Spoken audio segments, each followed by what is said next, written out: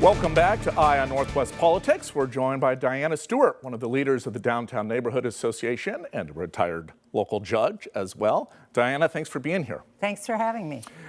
Let's begin with the Keller. You have been passionate about trying to see it restored. There was a big rally last week. Bob Nato was there, other folks. How do you see its future here in Portland? Well, I think its future is critical. You know, one of the things that everyone who lives in the downtown and loves Portland wants to see is we want to see residents stay here. We want to see people move back down here. We want to see businesses come back and revitalize the downtown. And so the Keller, I think, is a key part of that revitalization of the downtown.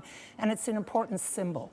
You know, it's located right in the core downtown. It's had businesses who have built up around it at that meeting last week. I think we all heard from Ms. Morato, whose family has been generations in Morato Restaurant, who said that when the Keller is active, you know, 400,000 people come into the downtown and they see an uptick of business.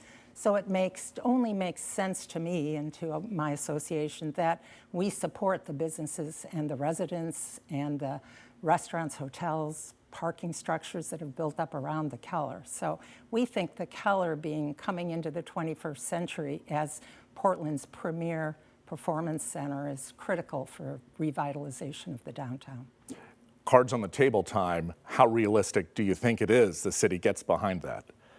Well, there are concerns. You know, we've been engaged in this multiple year process, which has not completely involved all of the neighborhoods. The stakeholders. And the stakeholders. And so we feel like people stepping up right now, citizens stepping up who see the Keller as the logical solution to all this is critically important. City Hall is listening to us. And so it's time for people to make sure their voices are heard about why the Keller renovation makes sense. Now, I'm totally supportive of PSU's educational function. I think having a strong educational institution like PSU is also critical for a vibrant downtown.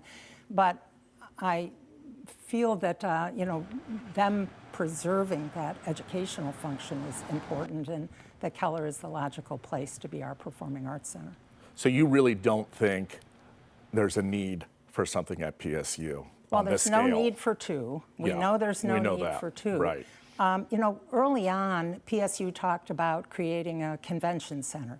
And that made logical sense to me, that we could have PSU doing an educational function with a 1,200-seat auditorium they got money from the state to build, the parking structure, the educational classrooms, and then let the Keller, at a fraction of the cost, move forward with its 21st century renovation.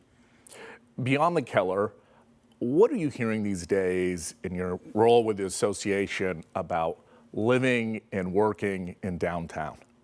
Well, a lot of what the coverage is that we hear very discouraging business reports about people leaving, and walking around the downtown, you see a lot of empty storefronts, which is very discouraging. But when I bring my friends down to events, and I think the city has done a good job on sort of focusing on events to bring people into the downtown that are not as that are quite cost effective in showing people that Portland is coming back.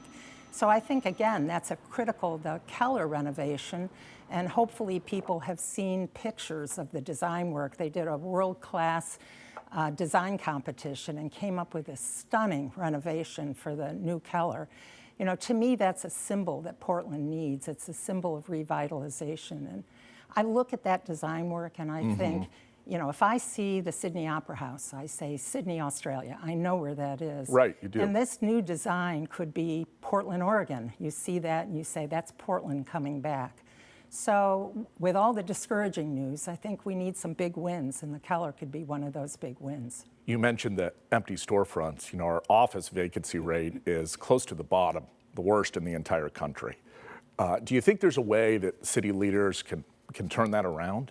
Well, you know, I'm pretty fascinated by the president of the council, Dunphy's ideas about bringing the arts into some of those empty storefronts. There's one of his staff people went to Manhattan and saw some projects they had where they had performers and artists coming into the downtown and creating little blocks of activity that would bring people in and support the restaurants. And we're very supportive of that idea and would love to work with the city on sort of moving forward with some of those ideas.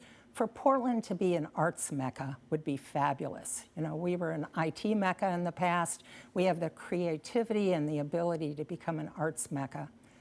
You mentioned the council president. Do you think Mayor Wilson is doing enough when it comes to try and restore downtown? Does your association have a good back and forth with him? We have had very good communications with him, and I think he is facing a big job. I think he took some critical steps. For us, we've wanted to make sure that Portland is not only being revitalized, but that people feel safe. The residents and the workers and the students and the business owners that we represent, that they feel safe in the downtown, that we're humanely trying to address the crisis in the streets with our homeless neighbors in a way that still leaves people being safe and still lets the city revitalize. And I think he's taken some critical first steps. Are there improvements we could do? Of course. But having somebody actually take action is something I think Portland has been looking for and waiting for, and he's taken some of those first steps.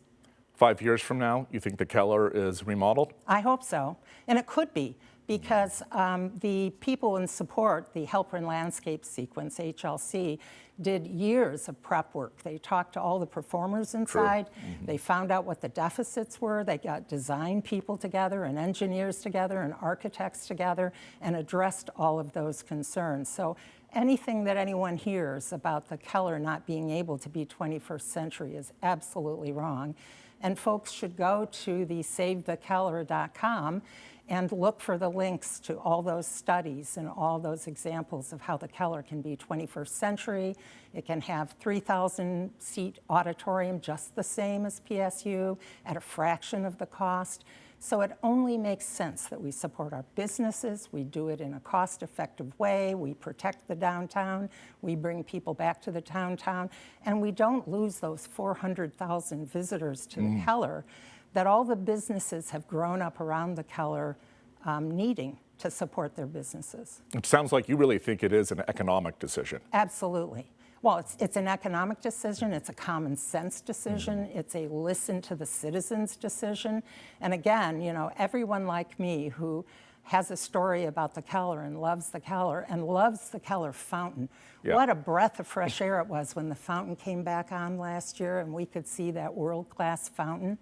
And if we can design a world-class facility to hook in with that world-class fountain, we're creating a place for people to see and come to and see as a symbol. So I'm, as you can tell, wholly in support of the city moving forward soon with the Keller. All right. Diana Stuart, thank you so much for the time. Thank you.